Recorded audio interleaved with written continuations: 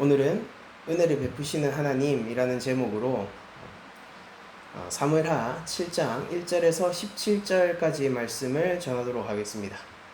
이 사무엘하의 이 7장의 말씀은 굉장히 잘 알려진 말씀입니다. 왜냐하면 우리가 다윗 언약으로 알려져 있는 아주 중요한 언약을 내포하고 있는 본문이기 때문이죠. 이 다윗 언약은 이 사무엘서 전체, 사무엘서라 하면 상하 전체를 포함한 것입니다. 사무엘서 전체를 볼 때 가장 이질적이기도 하면서 또 다른 한편으로는 사무엘서 내용들의 정점이 되는 본문이라고 할 수 있습니다. 그러니까 이게 결론부가 아니잖아요. 우리가 잘 알고 있듯이 이게 결론부가 아니고 이 앞으로도 이제 다윗이 솔로몬을 얻게 되고 그리고 이 자녀들의 반역들을 제압하게 되는, 그래서 그 다윗의 죽음까지 이어지는 그 이야기들이 계속해서 펼쳐질 것인데, 결론부가 아님에도 불구하고 사실 사무엘서 전체에 가장 정점이 될 만한 내용이 사무엘서 중간에 이렇게 콕 박혀 있는 것입니다. 사무엘서는 기본적으로요, 하나님 앞에 이제 율법적인 법칙에 의해서 사람들이 다루어짐을 보여줍니다. 예를 들면 이런 거죠. 사울이 그렇습니다. 사울이 하나님께서 기름 부은 왕이 되었지만은, 그러나 시간이 지나 그가 하나님을 불순종하고, 그러니까 하나님의 명령을 듣기보다 좋은 것들, 그 전리품들을 탐하고 또 하나님의 말씀을 의지하기보다는 이제 무당을 찾아가고 이런 장면들, 그러니까 말해 뭐 하겠습니까? 이루 말할 수 없는 불순종들을 해나갈 때 하나님은 당연히 그를 버립니다. 그러니까 우리가 잘 생각해 보면 사무엘서의 처음 시작이 한나의 잉태로부터 시작하게 되고요. 한나가 그것과 관련한 기도를 한 가지 하는 것이 있어요. 그건 한마디로 얘기하자면은 하나님의 절대적인 주권과 심판권을 찬양하고 있는 것이고, 하나님이 높여야 될 자를 높이고 낮춰야 될 자를 낮추고 그 모든 주권이 하나님에게 있다라는 겁니다. 그래서 자격 없는 자는 하나님이 세우지 않아요. 세운 것을 부끄럽게 만들고 꺾죠. 그러니까 복음서에서 우리들이 잘 알고 있는 내용 있잖아요. 예수님이 먼저 된 자를 나중되게 하시고 나중된 자를 먼저 되게 하는 그런, 그러니까 자격이 없는 자를 꺾어버리고 자격이 있는 자는 하나님께서, 주께서 직접 세워주시는 그런 어떤 정의와 공의의 내용이 한나의 기도의 핵심입니다. 그리고 한나의 기도대로 역사가 흘러가는 게 사무엘서의 주된 관점이에요. 그러니까 누구도 한나가 기도했던, 그러니까 정확하게 얘기하자면은 한나가 인식하고 영광을 돌리고 있는 이 공의의 하나님의 손길을 벗어날 수 있는 인물은 없다라는 겁니다. 그러니까 한나의 기도만 보면은 하나님 마음인 것 같아요. 하나님이 세워야 될 자를 그냥 세우시는 겁니다. 꺾어야 할 자는 그냥 꺾고 낮추시는 거예요.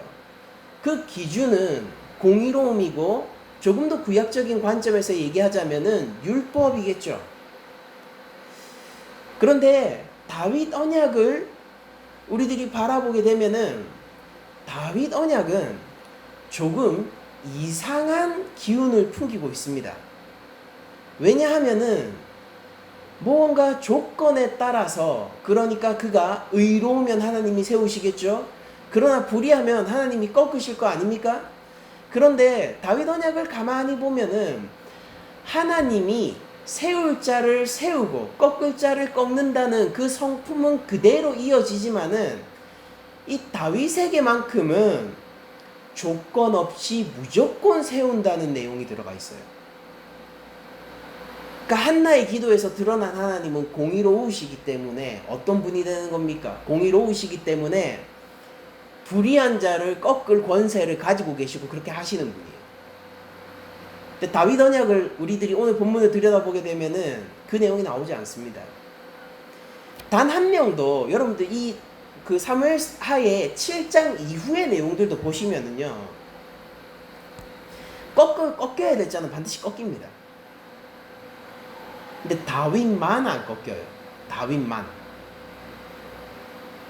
왜 다윗은 간음을 하고 그리고 죄 중에서 간음을 한 그 죄 중에서 아이를 잉태했는데 그 아이가 도리어 죄와 멸망의 자식이 되기보다 죄 중에서 출산했어요. 간음의 열매입니다. 솔로몬은. 그런데 사무엘서에 늘 등장하고 주께서 공의롭게 높일 자를 높이고 꺾을 자를 꺾던 그 하나님은 왜 그 솔로몬을 성전의 건축자로 세웠을까요? 왜 다윗은 무조건적인 하나님의 축복이 전해지는 걸까요? 다윗 언약은 그러므로 묘합니다. 어떤 인간의 관점에서 볼 때 다윗은 모든 법칙을 비껴나 있는 것 같아요. 하나님 공의의 법칙을 다윗은 비껴나 있는 것 같단 말이에요. 그런데 또한 한나의 기도에서 드러난 하나님의 관점에서 보면은 다윗의 언약에 드러난 하나님이야말로 한나의 기도의 절정에 해당하는 하나님이에요. 세우기로 마음먹었으면 반드시 세우시는 하나님이에요. 그걸 막을 수 있는 게 세상에 없거든요. 그러니까 한나의 기도가 그 하나님의 절대적인 심판적 주권을 얘기하는 건데 그 심판적 주권이 정말로 극단적으로 발현되고 있고 극단적으로 보여지고 있는 것이 무엇이냐? 그 장면이 바로 다윗 언약이라는 거예요. 결정했다는 거예요. 하나님이 세우기로. 너는 꺾지 않겠다라고 하나님이 결정했다는 겁니다. 그리고 그렇게 되죠.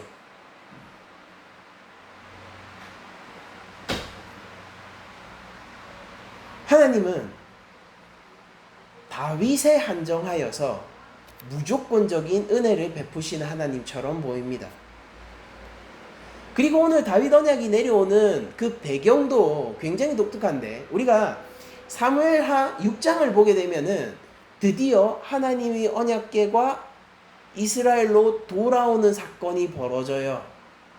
그래서 다윗이 죽책스럽게 왕의 체면에 맞지 않게 막 옷을 벗어 던지면서 춤을 추다가 왕비에게 꾸중을 듣기도 하고 그럼에도 불구하고 그 원망과 꾸중을 들으면서도 하나님의 언약궤가 돌아오는 것을 기뻐 주체하지 못하고 찬양하는 장면이 6장의 내용입니다. 그리고 7장의 배경이 이렇게 시작하는 거예요. 언약궤가 지금 들어와 있는 상태입니다.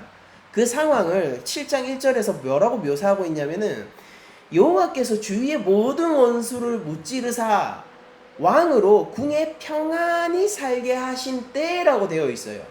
그러니까 여기서 뭐라고 지금 나레이터가 우리에게 상황을 소개하고 있냐면은 이스라엘이 주변을 평정했다라고 얘기하지 않아요. 실제는 뭐냐면은 이스라엘의 군사적 상황을 통하여서 주변이 평정된 거겠죠. 그런데 그 상황을 지금 본문은 뭐라고 얘기하고 있냐면은 하나님이 원수들을 멸했다라고 표현하는 겁니다. 어디 있습니까? 주위에 원수가 없어요. 누가 우리를 위협합니까? 아무도 없어요. 근데 그걸 누가 주신 거예요? 하나님이 그렇게 하셨다라는 거예요. 그리고 두 번째로 얘기하는 게 왕을 궁궐에서 평안하게 살게 하셨다라고 얘기를 합니다. 이것도 주체가 뭐냐면은 왕이 궁궐에서 살고 있는 게 아니에요. 하나님이 그렇게 하신 때라는 겁니다. 다윗이 지금 백향목으로 이루어진 아주 고급, 우리로 치면 이런 거죠. 대리석으로 이루어진 최고급 그 목재들로 이루어진 그런 처소에서 편안하게 있게 되었는데 그 누가 만들었겠어요? 다윗이 만들었겠죠. 그 인부들이 투여된 사람들은 그럼 이스라엘 사람들일 거 아닙니까? 그런데 그 노동의 현장들과 다윗의 명령과 다윗의 감찰 아래에서 그 궁궐이 지어졌을 것임에도 불구하고 하나님은 뭐라고 얘기하냐면은 내가 거기서 살게 했다라고 얘기를 하고 있어요. 그게 배경이라는 겁니다. 오늘 본문에. 그런데 그때 그 왕이 어떤 생각을 하냐면은 나단을 이렇게 불러옵니다. 왜냐면은 불러온 이유가 너무나도 기특하고 갸륵해요. 이렇게 왕이 고백을 하고 있죠. 나는 백향목 궁에 살거늘 나는 최고급 궁궐에 살고 있는데 너무 좋은 곳에 살고 있는데 하나님의 궤는 휘장 가운데 있도다. 쉽게 얘기하면은 하나님은 저 천막 가운데 거하시는구나. 이게 마음이 불편한 겁니다. 나는 너무 좋은 곳에 있어요. 근데 하나님은 저 천막 가운데 있는 거예요. 여러분들 성전은 솔로몬 때 짓죠. 아직까지는 뭐겠습니까? 성막이에요. 천막 가운데 있는 거예요. 텐트 안에 있는 거예요. 그러니까 다윗 입장에선 그게 좀 답답한 거죠. 무슨 생각을 했을까요? 사실 이 본문은 다윗의 이 한마디 말을 통해 나는 백향목 궁에 살거는 하나님의 궤는 휘장 가운데 있도다 라는 말을 통해서 다윗의 심리라든지 생각 전체를 압축적으로 묘사하고 있지만은 우리가 이걸 좀 풀어서 생각한다면 이런 거 아니겠습니까? 나는 너무 좋은 곳에 있는데 하나님 너무 초라한 곳에 있네. 조금 죄송하기도 하고 송구하기도 하고 그런 마음이 들지 않았을까요? 또 내 처지와 비교해서 하나님의 처지가 너무 초라한 거 아니야? 나는 너무 영광스러운 곳에 있는데 하나님은 영광스럽지 않은 곳, 영광이 드러나기 힘든 곳에 있는 거 아니야?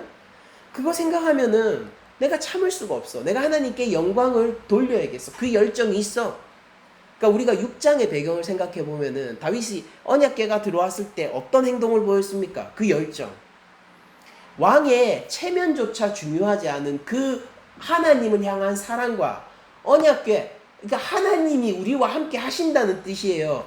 성물이 돌아와서 기뻐하는 게 아닙니다.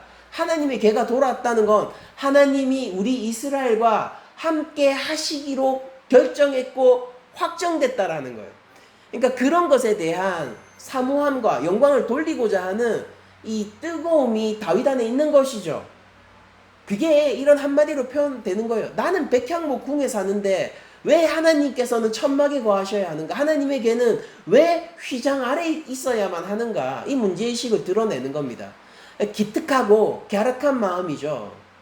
그러니까 이것에 대해서 누가 뭐라고 하겠습니까? 그래서 나단도 뭐라고 하냐면은 그 마음을 헤아리고 왕께서 하시고자 하는 것을 하십시오. 그러니까 무슨 얘기입니까? 밀어주는 거예요. 나단도. 좋은 생각인 것 같은데요? 이렇게 얘기를 한 겁니다. 그래서 나단도 지금 하나님의 뜻을 잘 헤아리지 못하고 3절이 나단이 왕께 아뢰되 여호와께서 왕과 함께 하시니 마음에 있는 모든 것을 행하소서 이렇게 얘기합니다. 나단은 한마디로 얘기하면 이렇게 얘기한 거예요. 지금 오늘날의 뉘앙스로 얘기하면은 적극 찬성입니다. 왕이시여 당신의 생각에 나는 적극 찬성입니다. 라고 얘기한 거예요. 하나님이 당신과 함께 하십니다. 생각하고 있는 그것을 행하세요. 그러니까 나단이 볼 때도 그런 것 같은 거예요. 적어도 하나님은 다윗 왕궁보다는 좋은 곳에 계셔야 되지 않겠습니까? 근데 우리가 생각을 해보면은 하나님이 지금 계신 곳은요. 하나님이 명령하셔서 하나님이 시킨 것을 순종한 자들이 만든 곳이 그 텐트 안에 있는 거거든요. 하나님이 요구하신 것이 관철된 그곳에 이스라엘의 뜻도 아니요 애굽 바로의 뜻도 아니요 하나님의 뜻이 관철되어서 순종한 자들이 만든 그 텐트 천막 안에 있는 거거든요. 근데 나단은 무슨 생각을 했냐면은 하나님의 뜻과 생각보다 우리 왕이 더 갸륵한 뜻과 생각을 품고 있구나 라고 암묵적으로 동의를 하게 된 겁니다. 나단조차. 그래서 왕도 성전을 만들기로 결심했고요. 이게 그런 뜻이에요. 성전을 만들기로 결심했고요. 나단도 이거는 실행되어야 된다라고 생각을 했어요. 그리고 하나님이 그때 말씀하시는 게 다윗 언약입니다. 그 골자를 한번 보도록 하죠. 그밤에 여호와의 말씀이 나단에게 임하여 이르시되 가서 내 종 다윗에게 말해라. 여호와께서 이같이 말씀했다라고 말해라. 네가 나한테 집 지어줄래? 네가 뭔데? 첫 마디가 이겁니다. 네가 나한테 집 지어준다고? 그 진짜 그러려고 그러는 거야? 진심이야? 이걸 묻는 거죠. 진심이야? 이걸 물어보시는 거예요. 첫 마디에. 네가 나를 위해서 내가 살 집을 건축하겠느냐? 그러면서 야 답답아. 그러니까 잘 생각해봐라. 네가 내를 위해서 뭐 집을 짓는다고 진짜로 생각해봐.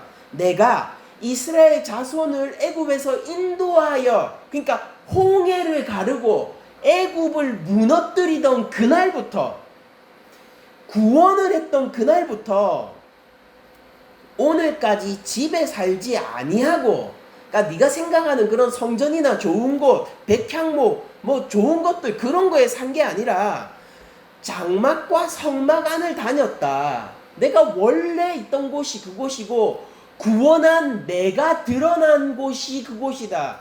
내가 무엇으로 백성과 함께 했니? 내가 무엇으로 백성과 함께 했니? 장막과 성막 가운데로 오가는 것으로 백성과 함께 한 거 아니니? 여러분들 이거 생각해 보세요. 이게 무슨 뜻일까요? 그러니까 지성소에 계시다가 장막 가운데 계시다가 그 말을 하는 게 아니에요. 불기둥 구름기둥이 어디 있었습니까? 장막 위에요.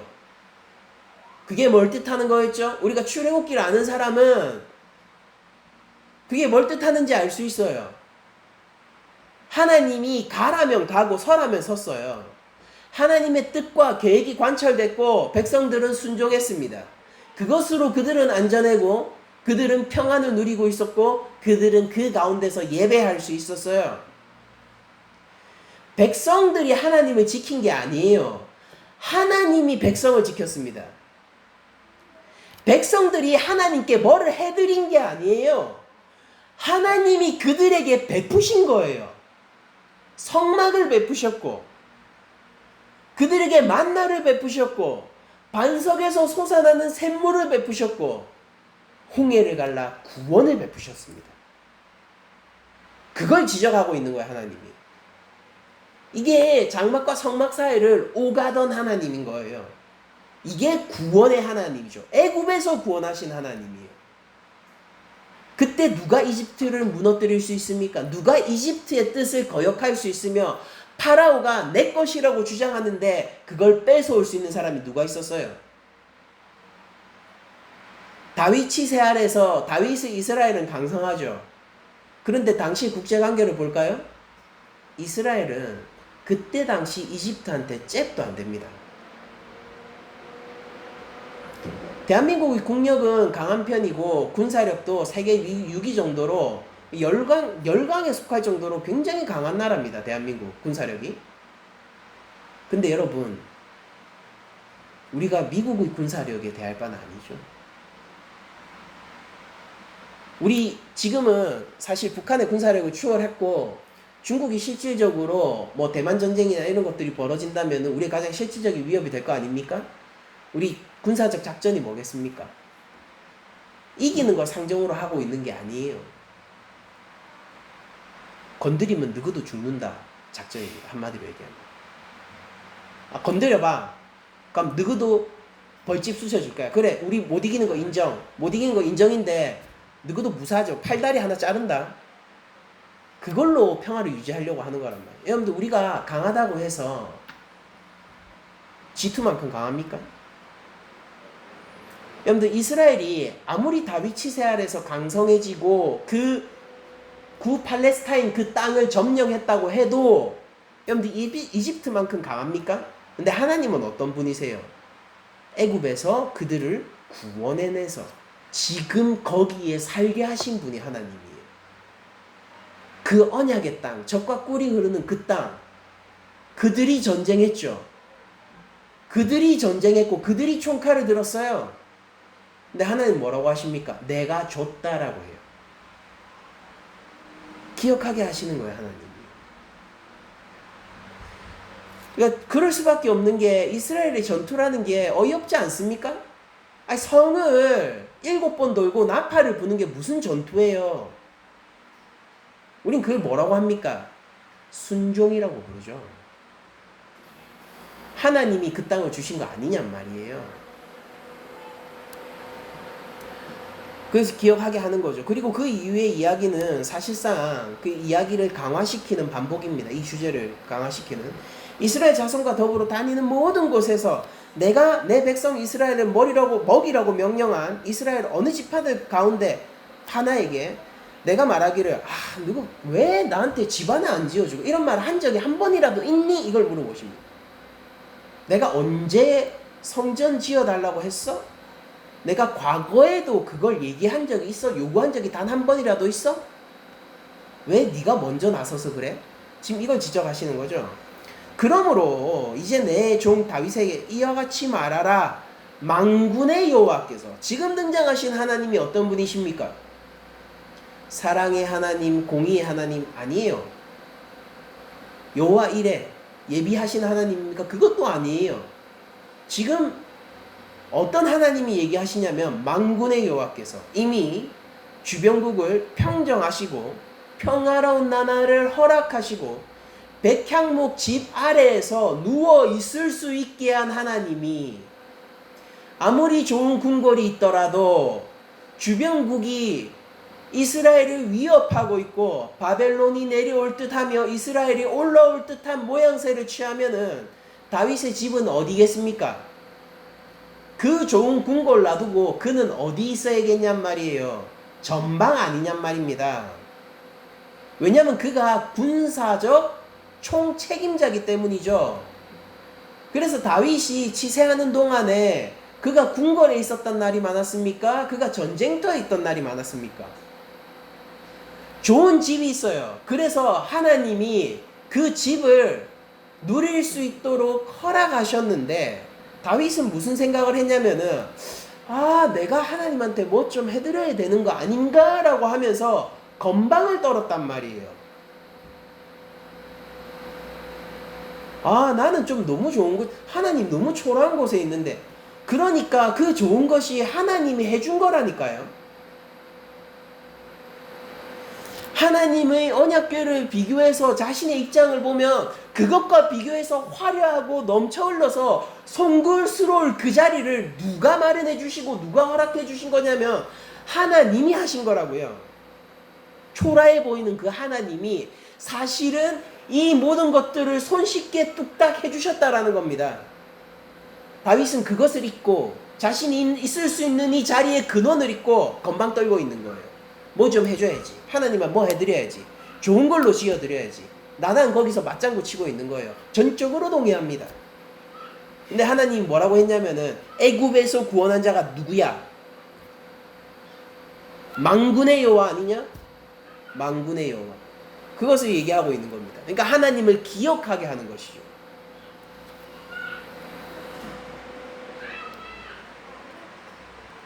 만군의 여호와께서 이와 같이 말씀하시기를 내가 너를 목장 곧 양을 따르는 데에서 데려다가 내 백성 이스라엘을 주권자로 삼고 너 양치기였지. 그 집, 네가 가지고 있는 군사적 권력, 네가 누리고 있는 왕의 지위 누구에게서 났니? 너에게서 났니? 내가 준 거잖아. 9절 내가 가는 모든 곳에서 내가 너와 함께 있어 내 모든 원수를 내 앞에서 멸하였은즉 너 수많은 전투 치렀지. 그래서 네 힘으로 이긴 것 같아? 내가 거기 함께 있어서 내가 그들을 멸했잖아. 땅에서 위대한 자들의 이름같이 내 이름을 위대하게 만들어 주리라. 그러니까 내가 너와 함께 다니며 모든 적들을 싹 쓸어버렸잖아. 그러니까 그래서 여러분들 보통 이렇게 하면은 원래 뭐 나와야 돼요? 이 정도 얘기했으면은 보통 이 사무엘서의 맥락상, 그리고 우리가 그냥 사무엘서의 맥락을 모르더라도 상식상 한나의 기도에 비추어 보지 않더라도 그 다음에 일반적으로 나와야 되는 게 뭡니까? 그러니까 건방 좀 떨지 말고 좀 회초리 한 대만 맞자. 보통 이렇게 나와야 되잖아요. 근데 네가 나를 잊고 건방을 떨고 마치 네가 나한테서 뭔가를 해줄 수 있는 것처럼 그렇게 오만하게 굴었으니 내가 네 이름을 모든 민족 가운데 세우겠다라고 얘기하십니다. 하나님은 세울 자를 세워요. 이 주권의 하나님. 만군의 여호와가 다윗에게 너 왜 그랬어? 라고 한 뒤에 축복하기 시작합니다. 이게 다윗 언약이에요. 내가 또 내 백성 이스라엘을 위하여 한 곳을 정하여 그를 심고 그를 거주하게 하고 다시 옮기지 못하게 하며 악한 종류로 전과 같이 그들을 해하지 못하게 하며 내가 언약을 더욱더 아브라함 언약이잖아요 이거 더욱더 단단하게 성취할 것이다. 그거를 영원히 변개치 않을 것이다. 이렇게 얘기하는 것이죠. 전에 네가 사사에게 명령하여 내 백성 이스라엘을 다스리던 때와 같지 아니하게 하고 그러니까 그때 사사기 시대에 그 혼란스러운 시대처럼 그렇게 되도록 내가 안 둘 거고 너를 모든 원수에게서 벗어나 편히 쉬게 하리라. 그러니까 내가 너한테 영원한 안식을 줄게. 모든 대적을 멸하고 영원한 안식을 줄게. 여호와가 또 내게 이르노니 여호와가 너를 위하여 집을 짓고 그래 집 짓는다 했지. 너는 못 지어. 왜? 내가 지어줄 거니까. 너는 받아. 네가 뭘 주려고 그래? 너는 받아. 내가 주는 거야. 네가 받는 거고 내 뜻이 있는 거고 네가 순종하는 거고 내가 은혜를 내리는 것이고 너는 누리는 거야. 누려. 백향목집을 누려. 내가 허락했다. 네가 전쟁터로 나가지 않아도 될 거야. 내가 허락한 좋은 것들을 너의 처소 안에 가득 담아놓고 쌓아놓고 즐겨. 왜? 내가 전쟁을 끝낸 만군의 여호와니까. 내가 너를 지키기로 했으니까. 건방 떨었지. 또 건방 떨어봐. 또 뭐 해준다고 해봐. 또 네가 나한테 집이 필요하다고 해봐. 내가 만든 집에서 살고 있는 너 다윗아. 하나님이 이렇게 말도 안 되는 이게 여러분들 이게 질책입니까? 축복입니까? 아주 강한 질책이면서 동시에 무엇도 막을 수 없는 크나큰 축복과 은혜가 여기 있는 것이죠. 이게 다윗 언약이에요. 그래서 영원히 쉬게 하기로 했어요. 여호와가 너를 위해서 집을 짓고 네 수완이 차서 네 조상들과 함께 누울 때에 내가 네 몸에서 날 씨를 네 뒤에 세워 그의 나라를 견고하게 하리라. 이건 1차적으로는 솔로몬이에요. 그는 내 이름을 위하여 집을 건축할 것이요. 이거 솔로몬이 얘기하는 겁니다. 성전을 완성하죠. 나는 그의 나라 왕위를 영원히 견고하게 하리라. 하나님은 그럼 솔로몬이 지은 성전이 있는 그 하나님 나라를 어떻게 영원히 견고하게 합니까? 바로 예수 그리스도를 통하여 성전을 무너뜨리고 사흘 만에 재건하시는 그분을 통하여 세상에 속한 나라가 아니요 가이사의 것은 가이사에게 하나님의 것은 하나님에게 돌리시는 그분이 가져오신 그 나라를 통하여 영원히 다윗의 왕위를 확정하시게 됩니다. 그래서 다윗 언약은 메시아 언약이며 여기서 우리들 신약을 알고 있는 우리들은 이 사무엘 하에서 미처 풀지 못한 신비를 그때서야 알게 되죠. 왜 다윗은 벗어나 있는가? 이 율법과 인가의 굴레에서 왜 다윗만 벗어나 있는가? 간단하잖아요. 복음이지 않습니까? 그 죄책을 예수님이 대신 하셨으니까잖아요. 그 공의를 다윗 스스로가 만족시켜야 하는 것이 아니라 우리 구주께서 대신 다윗을 위하여 만족하셨기 때문 아닙니까?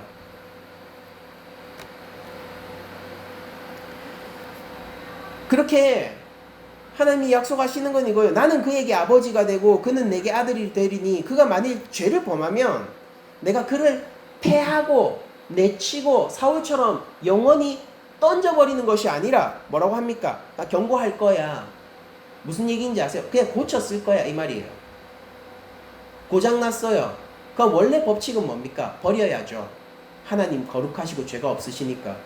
근데 솔로몬은 만약에 고장났어요. 그럼 어떻게 하겠다는 거예요? 내가 고칠게 이 말이에요. 야 내가 혼낸다 그런 게 아니에요. 내가 회복시킬게. 내가 바르게 할게. 굽은 것이 있겠지. 내가 펴게. 일그러진 것이 있겠지. 내가 바로 할게. 못난 것이 있으면 내가 아름답게 만들게. 나는 그에게 아버지가 되고 그는 내게 아들이 되리니 이게 1차적으로는 이스라엘의 왕이 된다라는 뜻이고 그리고 또 영적인 의미로는 정말로 하나님과의 친밀한 양자의 관계가 된다라는 뜻입니다.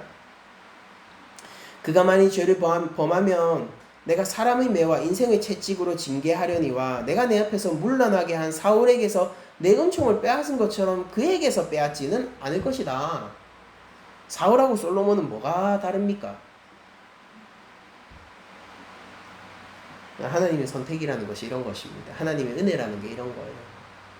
내 집과 내 나라가 내 앞에서 영원히 보존되고 내 왕위가 영원히 경고하리라 하셨다 하라. 나단이 이 모든 말씀들과 이 모든 계시대로 다윗에게 말하니라. 그러니까 이 말이 전해지면은 우리가 여러분들 집에 가셔서 이제 7장 후반부를 읽어보시면은 다윗이 기도를 하게 되는데 기도를 한마디로 얘기하면은 하나님 진짜 감사합니다입니다. 다윗은요 기특한 생각을 했어요. 나단도 혹할 만큼 갸륵한 생각을 했다고요. 그리고 하나님이 옛기 이놈아 이러면서 그 뜻을 꺾었습니다. 그리고 다윗한테 이걸 요구했죠. 네가 내 뜻을 따라야 돼. 내가 주는 거를 너는 받는 것이고 네가 나한테 뭔가를 해주는 게 아니야. 네가 나를 이끄느냐 내가 너를 이끄느냐. 그 사실 가운데서 자신의 의지와 자신의 갸륵한 뜻과 자신의 이 계획들, 구상들이 뭉개졌을 때 다윗은 어떻게 행동했냐면은 감사기도를 했습니다. 왜냐하면 진짜로 감사한 일이 벌어졌거든요. 그런데 이런 상황을 우리 교회가 지금 현재 당면하고 있는 현안과 관련해서 조금 연관해서 얘기를 해보고자 합니다. 무슨 얘기냐면은 근데 우리가 지금 어쨌든 올해 말까지 이제 계약이 연장되고 확정돼서 우리 교회가 2017년 1월 1일 날 이제 계약을 해서 들어오게 돼서 그때가 1월 1일이 주일이었죠. 그때 이제 첫 입단 예배를 할 수 있었는데 1월 다음 해 1월 1일이 되면 우리 무조건 나가 있어야 됩니다. 그런 상황이 됐습니다. 기간은 어쨌든 좀 늘어나면서 확정이 되었고 그럼 우리가 다음에 우리 교회의 어떤 물리적인 형태가 이 하드웨어들이 어떤 식으로 만들어져야 될지에 대해서 고민하고 또 찾아가고 이런 시간들을 가져야겠죠. 그러면은 이 6개월이 남짓한 이 시간 동안에 6개월이 채 안 되지만은 그 6개월 남짓한 이 시간 동안에 그러니까 우리는 우리 교회가 닥친 이런 현안을 어떤 관점에서 바라보고 무엇으로 우리가 하나 되어서 기도해야 되는지에 대해서 지금부터 설정하고 우리가 그 관점으로 사건을 대하고 바라보면서 나가야 한다 라는 것입니다.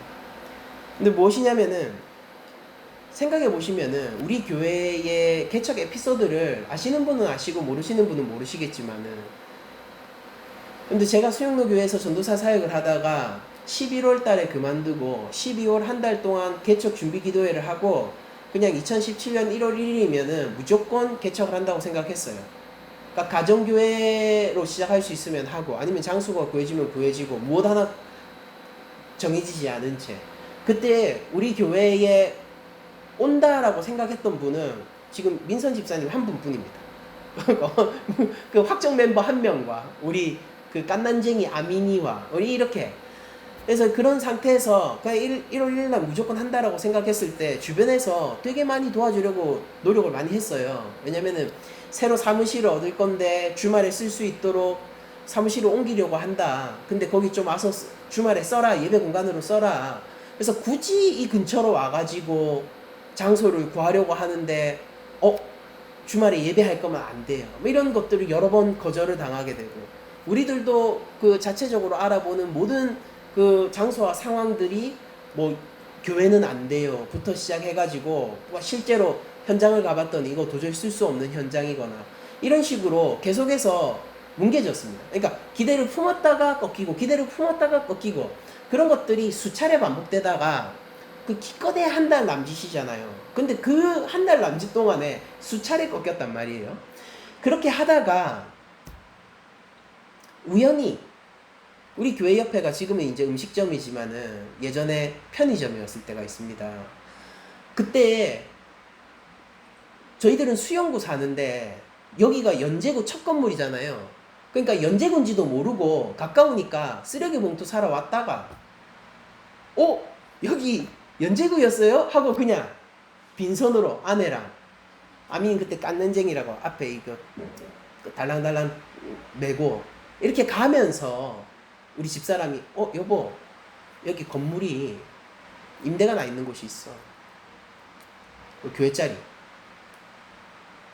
그래서 다음날 연락해서 그 다음날 협의를 하고 그 다음날 계약을 했습니다. 1월 1일 되기 3일 전에 발견을 했고 1월 1일 10시에 계약을 하고 11시에 예배를 드렸어요. 그게 우리 개척의 스토리입니다. 그러니까 이제 한 3일 정도 있으면 그냥 무조건 예배 드리기로 했으니까 그러니까 가정교회에서 예배한다고 생각하고 있었죠. 지금 살고 있는 곳보다 더 좁고 짐이 많은 그때. 근데 그때 하나님은 뭐라고 우리에게 길을 보여주셨냐면 네가 찾던 그 모든 곳이 아니었고 여기야 라고 얘기를 해주신 거예요. 그리고 지금 여기서 우리가 8년째 있는 겁니다.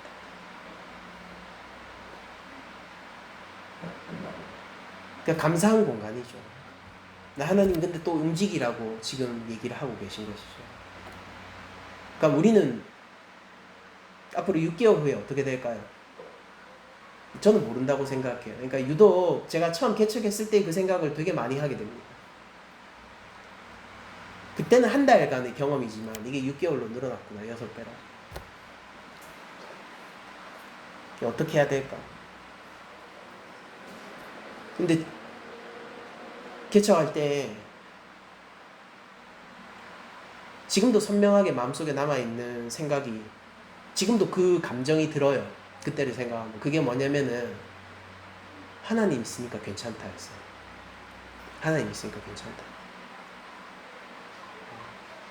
가정교회 해도 괜찮고 뭐 해도 괜찮고 근데 이제 개척이라는 현실을 아예 모르니까 그냥 더 좀 대담할 수 있었던 것 같은데 진짜 괜찮다. 하나님 있으니까 괜찮다. 그 생각을 했고 실제 괜찮았습니다. 지금은 그때보다는 겁이 납니다. 제 개인적인 마음이 그때보다는 겁이 나요. 제가 더 약해진 것일 수도 있고 제가 감각을 잃어버린 걸 수도 있고 어쩌면은 지난 8년의 개척 시간 동안에 그때는 몰랐던 것들을 이제는 알게 된 측면들도 두려움을 조성하는 데 한몫하는 것도 같습니다. 그러나 그런 두려움 가운데서도 하나님이 저에게 요구하시는 선명한 마음 한 가지는 결코 잃어버리고 싶지 않고 하나님의 지속적인 요청이 있는 것 같습니다. 그게 뭐냐면은 너 옛날에 괜찮았잖아. 나랑 같이 있으면 괜찮았잖아. 너 그때 나 믿었잖아. 내가 어떻게든 해줄 거라는 거 믿었잖아. 네가 상상할 수 있는 가장 초라하고 작은 모습이라 하더라도 너는 기뻐할 준비가 돼 있었잖아. 근데 진짜 그랬거든요. 진심으로.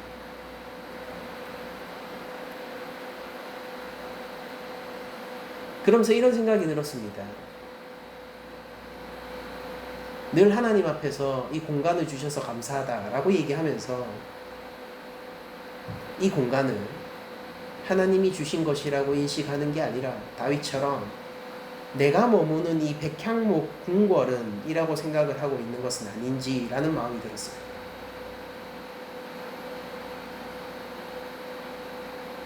왜냐하면 뺏기는 것 같은 기분이 들었거든요. 근데 이제 인정하려고 합니다. 여러분, 우리 낮은 자리 교회는요, 이 공간을 가지고 있었던 게 아니에요. 우린 하나님을 소유하고 있었습니다.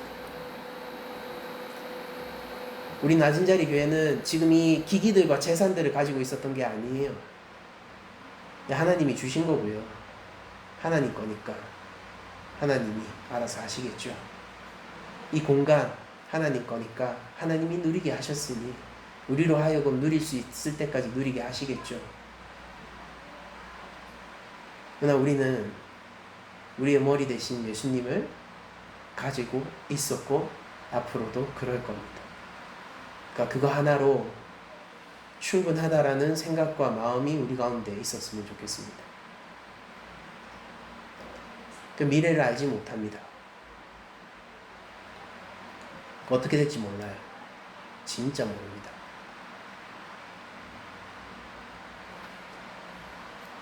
개척을 할 때 1개월의 짧은 시간 동안 몇 번의 부침이 있었습니다. 지금 이제 6개월이 남았는데 또 얼마나 많은 부침이 있어야 할지 알지 못하겠습니다. 가만히 있을 건 아니니까요. 알아보기도 하고 여러 가지 대안들을 생각해 보기도 하고 실행해 보기도 하고 지금 이미 진행 중에 있기도 하고 여러 가지 알아보기도 하고 영상도 제가 공유했던 것도 그런 활동들의 일환 중에 하나였죠. 옵션들은 많아요. 우리가 새로운 공간을 구해갈 수도 있고 또 공유 공간을 들어갈 수도 있고 이도 저도 안 되면은 길에서 할 수도 있고 아니면 저희 집에서 할 수도 있고 진짜 모릅니다. 진짜 몰라요. 확정할 수 있는 게 아무것도 없어요. 근데 그렇기 때문에 하나님이 우리에게 주시는 은총이 있는데 그게 뭐냐면 이 낮은 자리 교회는 주인이 하나님이시다라는 사실을 깨닫게 하시는 것이라고 저는 믿습니다. 그러니까 저를 위로하는 게요, 다른 것들이 저를 위로하는 것이 아닙니다. 개척할 때만큼의 담대함이 오히려 없어졌어요. 제가 지금 막 8년 지나고 나니까 더 약해진 것 같아요. 문득 두려움이 든단 말이에요. 어떡하지? 근데 이런 어리석은 제 자신을 하나님은 바라보게 하시고 이런 상황이기 때문에 더욱더 저에게 소리쳐, 저에겐 나단이 없지만 하나님이 이런저런 방법으로 저에게 소리쳐 청종하게 하시는데 그게 뭐냐면은 내가 너와 함께 하지 않니? 낮은 자리 교회는 우리 구주께서 사랑하는 교회입니다. 그거면 됐으면 좋겠어요. 어떻게 될지 모르겠지만 어떤 상황에서도 구주로 충분했으면 좋겠습니다. 개척할 때의 담대함을 찾아가기 위해서 지금 저는 노력하고 있는 중입니다. 기도하고 있고 마음을 다잡으려고 하고 있습니다. 너무 쓸데없는 것들을 많이 알게 됐는지 그때처럼 즉각 담대함으로 나아갈 수 있는 그런 마음 상태는 아니지만은 그러나 확신이 계속해서 강해집니다. 그러니까 우리는 괜찮아요.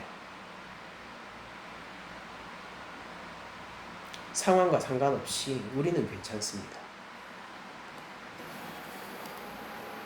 우리는 하나님이 이끄시는 곳으로 가게 될 거예요. 그리고 그것이 하나님의 뜻이라면 우리의 생각과 계획과 준비와 수고보다 하나님이 주신 축복이 더 소중합니다. 근데 우리가 상상을 해봅시다. 어쩌면은 우리가 저기 그 수변공원에서 예배드리고 있을지 누가 압니까? 근데 그것이 하나님이 우리에게 주신 계획이자 그것이 언약의 땅이라면은 그게 가장 감사한, 그리고 우리 교회가 마땅히 순종해야 할 장소가 아닐까 생각을 합니다.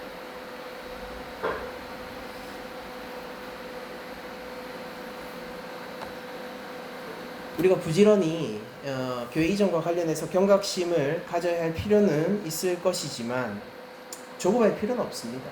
여러분들, 우리가 사실 이 지하를 벗어나려고 몇 번 시도했었잖아요. 작년 여름, 재작년 여름은 너무 더워가지고 다행히 그 조가연 자매님이 장소를 내주셔서 어울림센터라는 애들 놀기도 좋고 에어컨도 잘 나오는 그곳에서 또 잠시 적을 두기도 했었잖아요. 또 추운 날이 오면 또 지하로 내려오고. 생각해보면은 이게 절대적인 공간은 처음부터 아니었던 것 같습니다. 그리고 하나님이 이끄시는 곳, 불기둥, 구름기둥으로 이끄시는 그곳이 우리가 평안할 수 있는 곳이지, 다른 어떤 물질적 환경 때문에 우리가 평안하거나 우리의 영적 상황이 좋아질 것이라고는 생각하지 않습니다. 하나님 우리를 움직이게 하셨습니다. 조급하지 맙시다. 소망을 가지고 기대하며 은혜를 주시는 하나님을 우리가 계속해서 떠올립시다. 우리를 시험치 아니하시고 우리를 낭만케 하지 않으시고 우리로 하여금 뺏지 않으시고 심지어 우리가 하나님 드릴게요 하는 것조차 거절하시는, 도리어 말할 수 없는 축복으로 2배, 10배, 20배, 100배 축복하여 주시는 그 하나님을 우리가 붙들고 그분께 의지하여 나가야 하는 때가 지금이 앞으로 향후 6개월에 가장 메인 이슈이며 우리 낮은 자리 교회에 서고 엎어짐의 가장 관건이 아닐까라는 생각을 해봅니다. 하나님이 주실 것이 생겼다라는 뜻입니다. 그러니까 저는 그거 생각하면 그래도 기분이 좋아요. 그러니까 하나님이 우리한테 뭔가 새롭게 주실 것이 생겼다라는 뜻이에요. 지금 우리 상황이. 뭔가를 뺏겠다라는 뜻이 아니에요. 하나님이 새로운 것을 누리게 하겠다라는 뜻입니다. 그것이 우리 교회 현안의 본질이라고 저는 믿어 의심치 않습니다. 그리고 우리가 누리게 될 것, 하나님이 선물하여 주실 것이 무엇인지는 때가 되어야지만 알 수 있겠죠. 저는 이 낮은 자리 교회에 이 자리에서 개척하게 될지 실제 개척하기 3일 전까지도 몰랐습니다. 뭐 이번에 이런 드라마틱한 일이 일어날 거라고 기대는 하지 않아요. 뭐 극적으로 3일 전에 그런 일, 그러니까 여러분 그게 별로 심장에도 안 좋습니다. 그러니까 그런 일이 일어날 거라고 기대하진 않지만은 그렇게 드라마틱하게 뭔가 신비로운 또 인도하심이 있을까 뭐 이런 것들을 기대하진 않지만, 있을 수도 있겠죠. 그런 것들을 기대하진 않지만은 그러나 알 수 있는 것은 우리가 때가 되면은 하나님이 우리에게 베푸신 것을 알게 될 것이고 우리는 그 가운데서 찬양하고 기뻐할 거라는 뜻이에요. 그 가운데 우리가 흩어지지 말아야 합니다. 왜냐하면 우리가 각자 바라보는 지혜와 우리가 생각하는 최선의 해결책들이 다를 수 있기 때문이에요. 저는 사실 우린 자그마한 공동체고요. 이게 사실은 서로 간에 이게 좀 얼굴과 얼굴을 마주보기 때문에 그런 일들이 없을 거라고 생각하지만은, 근데 보통 교회들이요, 교회 이전을 하면은 이게 성도들이 떨어져 나가요. 가까운 데서 이전을 해도 떨어져 나갑니다. 이 구에서 저 구로 이동하는 게 아니라, 이 동에서 저 동으로 이동하는 게 아니라 근처로 이동을 해도 떨어져 나가요. 왜 그런지 아세요? 싸우거든요. 생각이 달라서 그래요. 왜 굳이 가야 돼? 라는 생각에서부터 아니 왜 안 옮겨야 된다고 생각해? 예, 이르기까지 그 수많은 각자의 어떤 생각과 판단들이요 교회 안에서 드디어 표면화되기 시작할 때 갈등이 생기게 되고요. 그 갈등이 생기게 되면은 결국 거리의 문제가 아니라 그 갈등 때문에 교회에서 떨어져 나가는 사람들이 반드시 생성되게 되어 있습니다. 여러분들 제가 굳이 이렇게 설명하지 않아도 우리 많이 봤잖아요. 교회 좀 다니신 분들은 그런 거 목격했지 않습니까? 저도 실제로 목격한 적이 있단 말이에요. 더 좋은 곳으로 옮겨짐에도 불구하고 성도가 줄었어요. 왜 그럴까? 목사님은 예전에 거기 있을 거리라고 생각하는 목사님이 또 실제 저와 얘기를 하면서 그 얘기를 얘기하시더라고요. 그때가 좋았지. 근데 그때가 좋았던 게 아니에요. 그게 아니라 그 이동이라는 현안을 놓고 주 안에서 하나 되지 못하고 하나님을 바라보지 못했던 교회의 아픔이 있는 거예요. 우리 교회는 그러지 말아야 합니다.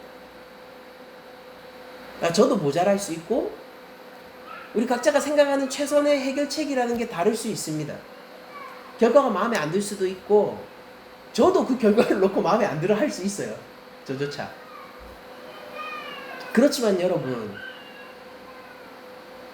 이렇게 생각하는 건 어떨까? 이렇게 생각해보면 어떻습니까? 그러니까 하나님의 뜻이 더 중요하다라는 거.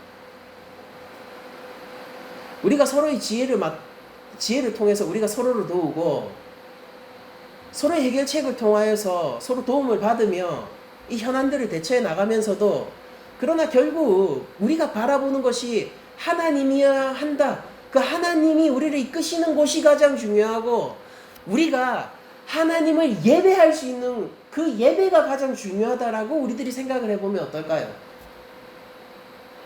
저는 이 6개월의 시간 동안에 많은 부침이 있을 걸로 생각을 해요. 그렇겠죠? 그렇지 않을 수가 없겠죠? 그 가운데서 여러분들이 저의 모자람도 목격하실 거예요. 목격하시게 될 거예요.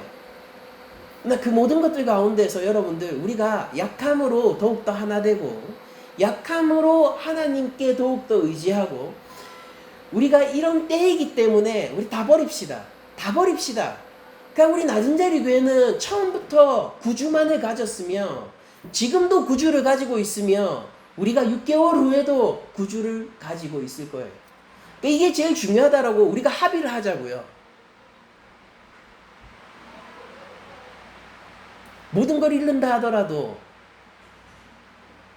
주와 함께하여 주님에게 예배할 수 있는 그곳을 하나님은 우리에게 주실 거예요.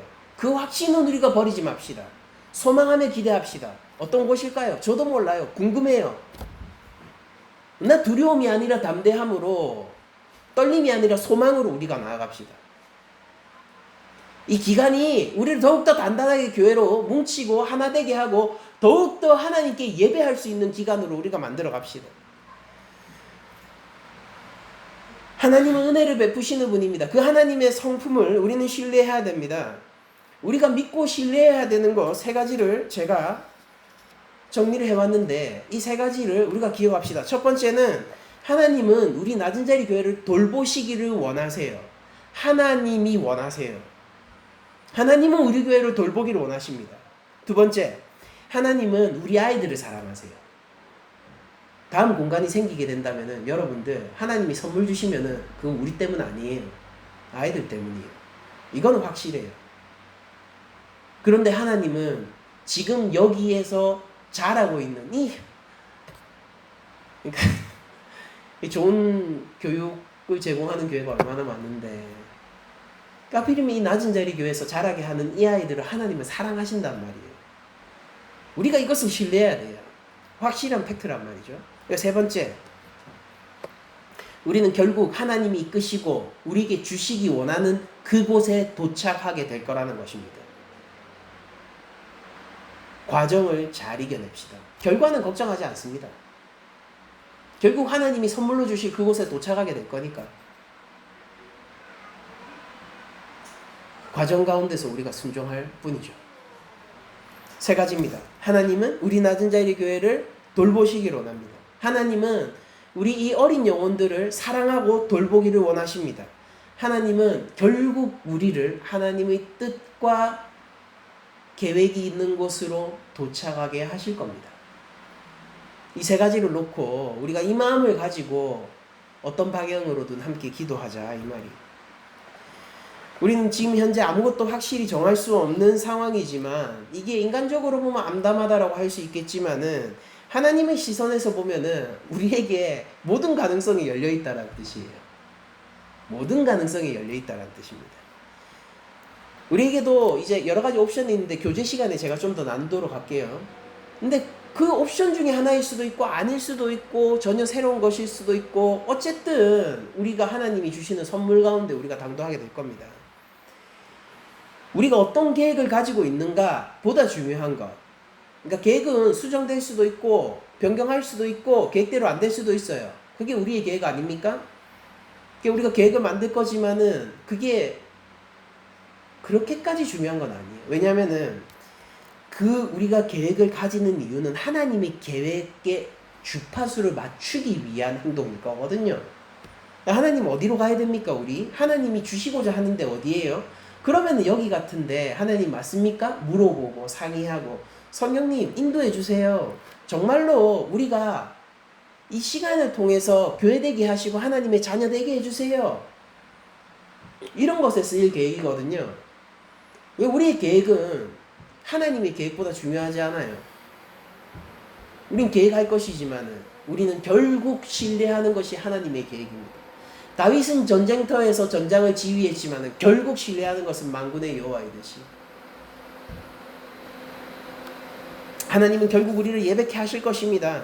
하나님이 예배하라고 우리를 모았고 지금 8년을 버티게 하셨습니다. 또 하나님은 우리에게 또 다른 장소에서 더 강하고 초심으로 돌아간 예배를 요구하신다고 저는 믿습니다. 우리가 순수하게 하나님을 예배할 것입니다. 우리 오너십 다시 한번 정리할 거예요. 여러분들 제가 이 낮은 자리 교회 오너십 포기하기까지 몇 년 걸렸거든요. 무슨 얘기냐면은 여기 이거 기구들 이거 돈 들여서 해놓고 보증금 놓고 월세 놓고 막 이런 거 생각하면은 교회 머리는 주님이십니다 라고 하면서도요 제가 무슨 생각을 하고 있냐면은 내가 교회를 운영하고 내가 뭔가를 교회를 이끌고 있다는 생각들을 자꾸 하게 되더라고요. 여러분들 거기서 벗어나는 게 몇 년이 걸렸어요. 저 담임 목사로서의 저희 싸움이었어요. 그래서 진짜로 이 교회의 주인은 예수님이고 저요? 저 이거 청직입니다 라고 고백하는 거 이거 다 뭐냐고요? 이거 다 헌금이에요. 내게 없습니다. 주님의 것입니다 라고 고백하는데 한 몇 년 걸렸어요. 그래서 지금은 우리 교회 오너십이 주님이다 라고 얘기하는 거에 훨씬 좀 자신 있게 얘기합니다. 그리고 저희가 한 가지 기대되는 건 뭐냐면 우리가 장소를 옮기잖아요. 그럼 그 과정에서 제가 더욱더 깨닫고 진짜 예수님한테 다 오너십을 이양할 수 있는 목사가 되지 않을까? 그런 기대가 조금 있어요. 우리는 가진 것이 없습니다. 좋아요. 그래서 좋아요. 주님을 가진 자들만 갈 수 있는 길이거든요. 우리 낮은 자리 교회는 청직입니다. 가라는 곳을 가는 것이고 하라는 일을 하는 것입니다. 순종합시다. 작은 교회고 능력이 부족한 교회죠. 그러나 한 달란트 받았으면 한 달란트에 우리가 순종합시다. 우리를 예배케 하신 하나님은 결국 예배하게 하실 것이니까 우리를 예배의 자리로 이끌 때 우리가 예배하며 그 자리로 가잔 말이에요. 생각해보면 그것만큼 중요한 이슈도 없는 것 같아요. 여러분들 잘 기억해요.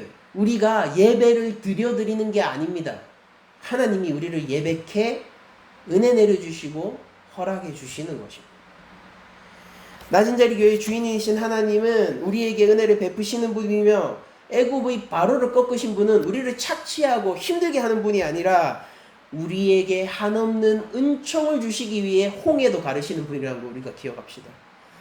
현재의 상황에서 우리 각자가 무엇이 더 좋은 방법인지 생각이 다를 수 있고 최선의 해결책이라고 우리가 합의한 그 결론에 최종적으로 우리가 도착하지 않을 수도 있어요.